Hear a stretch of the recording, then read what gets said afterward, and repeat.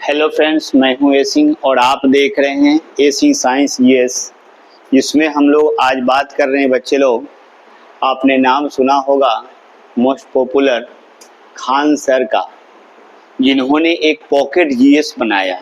उनके द्वारा बताया गया है कि 2.5 साल लग गया है उसको बनाने में, और अभी जितने भी एग्जाम आने वाले हैं, जैसे दरोगा, T4 जो टीचर के लिए है, बीपीएससी, इंटर लेवल एसएससी, जितना भी एग्जाम अभी आने वाले हैं, तो सर का कहना है कि उसी पॉकेट जीएस से जो है क्वेश्चन आएगा। तो इसी को देखते हुए हम लोग क्या किए हैं कि उस पूरे पॉकेट जीएस का वीडियो आपके सामने प्रस्तुत कर रहे हैं। आज से यह पहला वीडियो है जिसमें हम लोग साइंस का पूरा डिटेल चर्चा करेंगे, जैसे केमिस्ट्री, फिजिक्स और बायोलॉजी।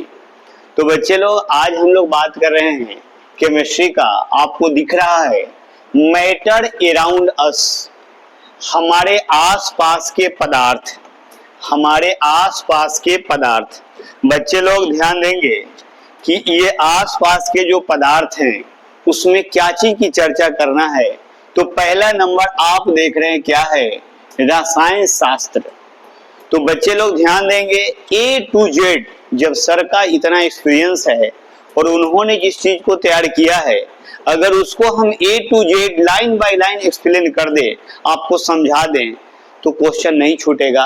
तो हम उम्मीद करते हैं कि आप अच्छा से रिवाइज करेंगे, पढ़ेंगे। कोई कंफ्यूजन हो तो कमेंट करके पूछेंगे और सलाह देंगे अगर कहीं कुछ कमी या अधिकता दिखाई दे तो सबसे पहले बच्चे लोग ध्यान दीजिएगा कि यहाँ पर लिखा गया है रसायन शास्त्र, केमिस्ट्री क्या होता है। तो बच्चे लोग, ये ब्रांच ऑफ साइंस है, ये ब्रांच ऑफ साइंस है। मतलब क्या है, विज्ञान की शाखा है जिसमें हम लोग किसका स्टडी करते हैं, तो किसी भी पदार्थ के अवयव, मतलब जिससे मिलके वह बना हुआ है, वह किसी जिसके साथ रिएक्शन करता है, और वह जो है उसका प्रॉपर्टीज क्या है, तो उसको आप क्या बोलते हैं, उस ब्रांच को केमिस्ट्री बोलते हैं। आप देख रहे हैं यहाँ पे लिखा गया है बच्चे लोग कि इसकी उत्पत्ति जो है मिस्र के कीमिया शब्द से हुई है। मिस्र के कीमिया शब्द से हुई है, जिसका मीनिंग होता है बच्चे लोग काली मिट्टी। तो कहने का मीनिंग है कि केमिस्ट्री शब्द की उत्पत्ति जो है मिस्र के कीमिया शब्द से हुई है, जिसका मतलब होता है काली मिट्टी। और इसके अध्ययन को आप क्या बोलते हैं, केमी टेकिंग। तो केमिस्ट्री का अध्ययन क्या कहलाता है बच्चे लोग, केमी टेकिंग। और उसके बाद है रसायन शास्त्र के जनक, मतलब फादर ऑफ केमिस्ट्री। तो बोला जाता है एंटोनी लेवोजियर को फादर ऑफ केमिस्ट्री, क्योंकि मोस्ट इंपॉर्टेंट और बेसिक बात कहने वाले साइंटिस्ट है यहाँ पे एंटोनी लेवोजियर, इसलिए इन्हें क्या बोला जाता है, फादर ऑफ केमिस्ट्री, मतलब रसायन का जनक। यहाँ पर बताया गया बच्चे लोग कि 1974 में जोसेफ प्रिस्टल ने ऑक्सीजन का आविष्कार किया, यह बात ध्यान में रखना है। और लेवोजियर ने प्रिस्टले द्वारा किए गए आविष्कार को, यहाँ पर आविष्कार को क्या किया बच्चे लोग, प्रमाणित कर दिया कि दहन के लिए ऑक्सीजन आवश्यक है। जैसे बच्चे लोग ध्यान देंगे, यहाँ पे CH4 है, यह O2। दहन होने का मतलब है ऑक्सीजन के साथ रिएक्शन कराना। तो जब रिएक्शन करेगा तो CO2 और H2O बनेगा। तो कहने का मीनिंग है कि भाई C2H6, यह भी जब दहन होगा मतलब जलेगा, तो यहाँ पर CO2 और H2O बनेगा। आप कहेंगे कि भाई दोनों सेम ही बनेगा, तो फिर अंतर क्या होगा, तो रिएक्शन बैलेंस करना होगा। यहाँ पे कार्बन 2 है तो यहाँ भी कार्बन 2, यहाँ पे हाइड्रोजन 6 है तो यहाँ पर 3 से, यहाँ पर आप देख रहे हैं 2 गुने 2, तो यहाँ पर 2 गुना कर देंगे, मतलब इसकी मात्रा बदल जाएगी, लेकिन दहन होने में ऑक्सीजन जो है आप ध्यान देंगे आवश्यक है। ये जो इन्होंने सिद्ध कर दिया, और ये प्रिस्टले द्वारा किए गए आविष्कार को।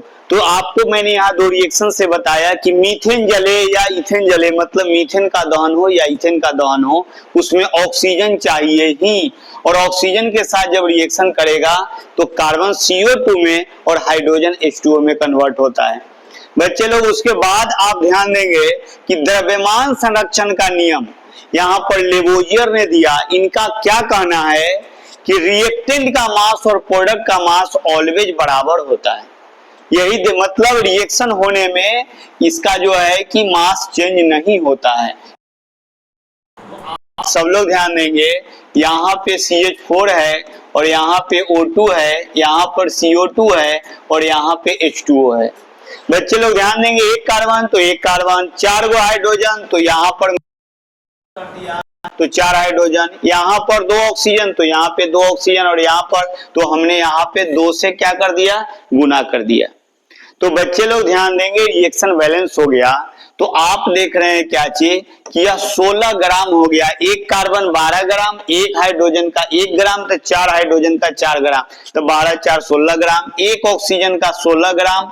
तो आप देख रहे हैं यहाँ पर 4 ऑक्सीजन है, 2 से गुना है तो ये 64 ग्राम, यहाँ पर एक 12 ग्राम और यहाँ पर एक ऑक्सीजन का 16, तो ये 32 हो गया, 4 और 3 1 4 44 ग्राम। ये H2O का, H2O 18 ग्राम, तो यहाँ पर ये 36 ग्राम, तो 44 और 36, अब फिर यहाँ पर 64 और 16 दोनों को जोड़ेंगे तो 4 और 6 आप देख रहे हैं 10, बचा 1, 1 7 1 8 80 ग्राम, 6 6 आप देख रहे हैं कितना ग्राम, 12 ग्राम, और यहाँ पर 44 है और यहाँ पे 36 है, 44 है 36 है 0 ग्राम और यहाँ पर 80 ग्राम।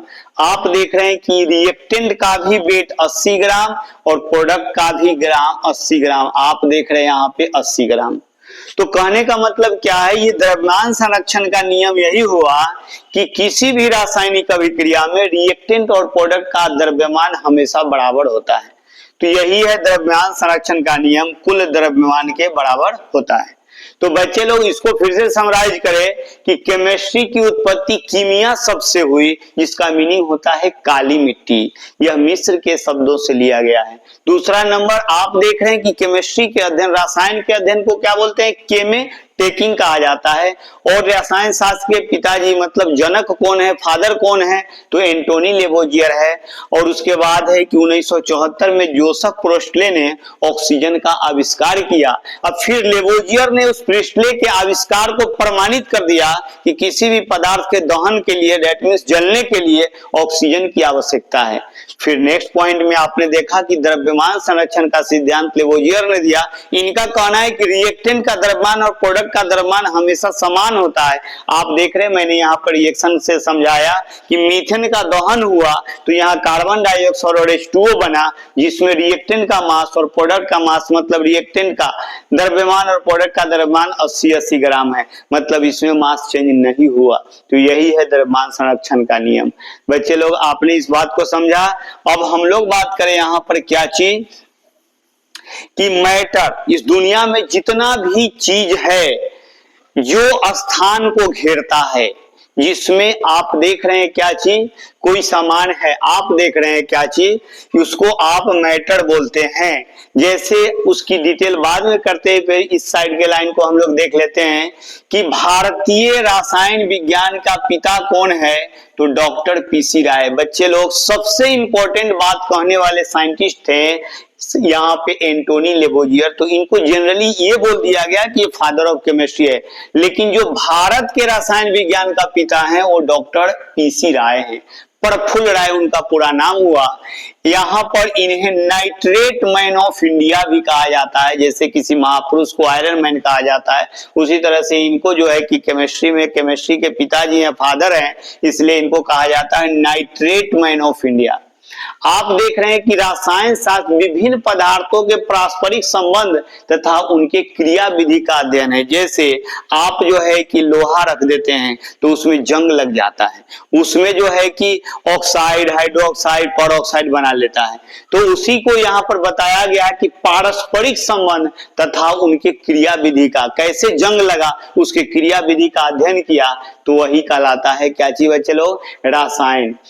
अब बात करें यहाँ पदार्थ, जो यहाँ पर वर्गीकरण किया गया है उसका यहाँ पे डिफिनीशन दिया गया है कि नेचर का, प्रकृति का कोई भी चीज जो है जिसमें द्रव्यमान हो, अर्थात जिसमें भार हो, जो आप देख रहे हैं वह क्या चीज करता हो, किसी भी चीज के रास्ता में अवरोध उत्पन्न करता हो, उसको आप क्या बोलते हैं बच्चे लोग? पदार्थ बोलते हैं या द्रव्य बोलते हैं। तो आप कहेंगे कि क्या प्रकाश भी पदार्थ है? तो नहीं, प्रकाश पदार्थ नहीं है, क्योंकि उसमें भार नहीं होता है। तो आप देख रहे हैं क्या चीज कि वह भार नहीं है, इसलिए प्रकाश। ऑब्जेक्टिव में ये क्वेश्चन पूछा जाता है कि क्या प्रकाश जो है पदार्थ है, तो आप कह सकते हैं कि नहीं, क्योंकि उसमें भार नहीं है। आप देख रहे हैं क्या चीज? द्रव्य कणों के मध्य एक आकर्षण बल होता है। तो बच्चे लोग ध्यान देंगे कि द्रव्य कणों, आप ध्यान देंगे कि आकर्षण बल नहीं रहता तो दो पार्टिकल एक दूसरे के साथ जुड़ा हुआ नहीं होता। उसके बाद है क्या चीज कि द्रव्यमान का निर्माण यहाँ पर जो है कि सूक्ष्म कणों, स्मॉलेस्ट पार्टिकल से मिलकर बना होता है। जैसे मकान ईंट से बना होता है, बॉडी हम लोगों का छोटे छोटे कोशिका से बना होता है, वैसे ही जो है कि पदार्थ जो है ये स्मॉलेस्ट पार्टिकल से बना होता है। आप देख रहे हैं क्या चीज कि ये देखा आपने क्या चीज, इसके बारे में लिखा ही गया है कि मैटर अराउंड अस, हमारे आसपास के पदार्थ। अब हम लोग यहाँ पे बात करें पदार्थ क्या वर्गीकरण, क्या होता है पदार्थ का वर्गीकरण बच्चे लोग? तो इसका दो तरह से हम लोग वर्गीकरण करते हैं, एक तो भौतिक के आधार पर और दूसरा जो है रासायन के आधार पर। भौतिक के आधार पर क्या है, रासायन के आधार पर क्या है? तो बच्चे लोग ध्यान दीजिएगा, यहाँ पर ठोस, द्रव, gas, plasma, Bose Einstein condensate. बच्चे लोग यहाँ पर ये जो है कि पूरा एक है बोस आइंस्टीन कंडेंसेट, और ये जो है इस तीन गो से तो आप अच्छी ढंग से परिचित हैं, ठोस, द्रव और गैस। लेकिन बच्चे लोग चौथा भी है और पांचवा भी है। तो हम ये कह सकते हैं कि भौतिकी के आधार पर 5 टाइप का हुआ, solid, liquid, gas, plasma, Bose Einstein condensate. लेकिन मेनली कितना हुआ? तो 3 ही हुआ, सॉलिड, लिक्विड और गैस। रासायन के आधार पर कितना हुआ बच्चे लोग? तो तत्व हुआ, यौगिक हुआ और मिश्रण हुआ। आप देख रहे हैं कि रासायन के आधार पर 3 टाइप का हुआ, तत्व, यौगिक और क्या चीज? मिश्रण। आप देख रहे हैं क्या चीज? तत्व को भी 3 भागों में बांटा गया है, धातु, अधातु और उपधातु। बच्चे लोग ध्यान देंगे, तत्व जो है धातु हो गया, धातु है, उपधातु है। मिश्रण में आप देख रहे हैं क्या चीज है? समांग मिश्रण और क्या चीज है? विसमांग मिश्रण। आप देख रहे हैं कि समांग मिश्रण और विसमांग। फिर यौगिक में आप देख रहे हैं, यहाँ तत्व का तो हो गया, मिश्रण का हो गया, यौगिक का क्या है? तो एक है कार्बनिक यौगिक और दूसरा क्या है बच्चे लोग? अकार्बनिक यौगिक। आप देख रहे हैं क्या चीज कि ये जो क्लासिफिकेशन हो गया, अब इस सब का एक एक लाइन में डिफाइन मतलब परिभाषित करेंगे एग्जाम्पल के साथ। बच्चे लोग ध्यान देंगे, यहाँ पे ठोस है कि ठोस क्या होता है?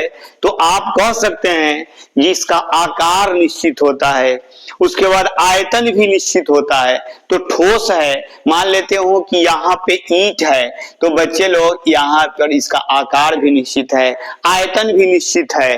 लेकिन लिक्विड जो है अगर इस कंटेनर में रखते हैं तो इसका आकार ऐसा हो गया, और ऐसा में रखेंगे तो इसका ऐसा हो जाएगा। इसका जो है कि आप देख रहे हैं क्या चीज, निश्चित नहीं है इसका आकार। और आयतन की बात करें हम लोग तो क्या देख रहे हैं क्या चीज कि ठोस का आकार और आयतन दोनों जो है निश्चित होता है।